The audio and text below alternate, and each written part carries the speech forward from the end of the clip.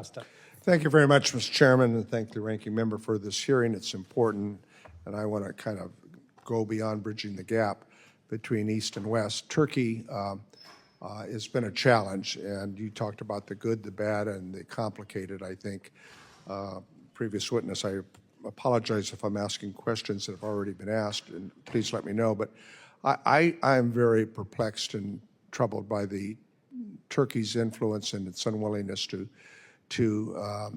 understand the importance of its agreements with Armenia and its engagement with Azerbaijan that I think really threaten Armenians' ability to continue to focus toward the Western interests. Would you care to comment? Thank you, Congressman. I very much appreciate your question.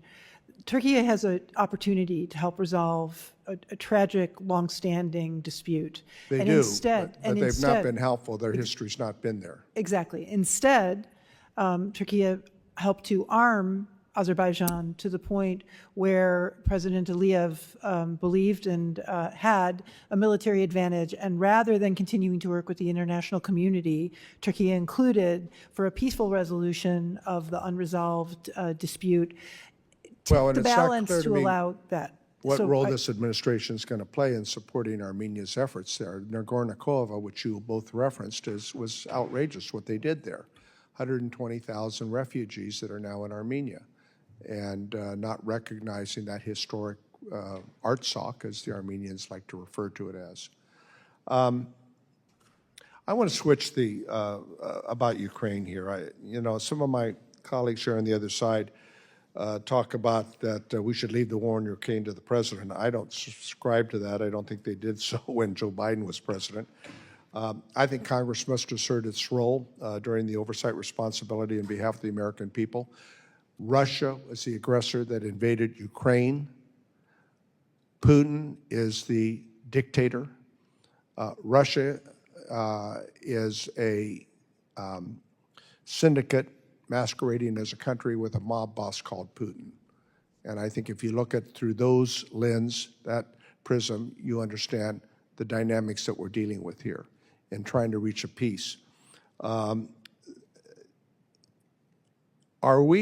Do you believe, either of you, that this president giving up our leverage in negotiations while kneecapping Ukraine's military capabilities on the battlefield, most recently today or yesterday, that we're not going to share the ability for them to target key targets?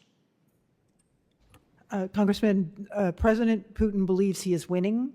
He believes his economy can continue to produce the weapons that are being used to attack Ukraine. For 3 years, we have disabused him of that notion.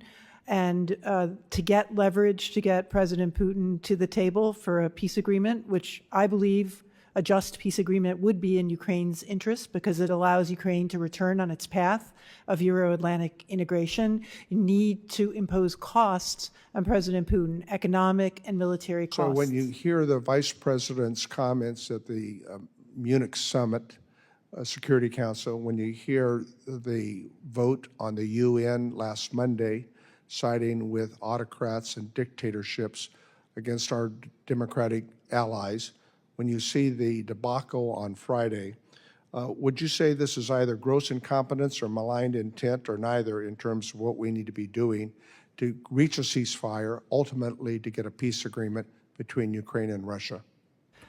I, along probably with Anna, have closely watched what is said in Moscow, and to all of those instances, I think they're popping champagne in the Kremlin right now. They have explicitly said that all of those developments are in Russia's interest and are going to support Russian success. So tell me, why is the success of Ukraine beneficial to our national security, and why should Americans care about what Ukraine's fate is? Thank you. Can you hear me? Yes, please. I'm running out of time.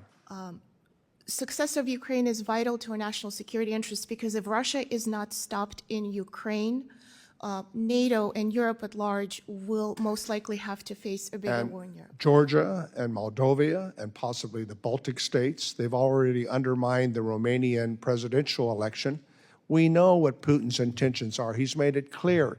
He wants to recreate the old Soviet Union. He thinks he's a reincarnation of Peter the Great.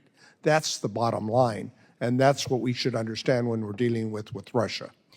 I absolutely agree with you. Thank you.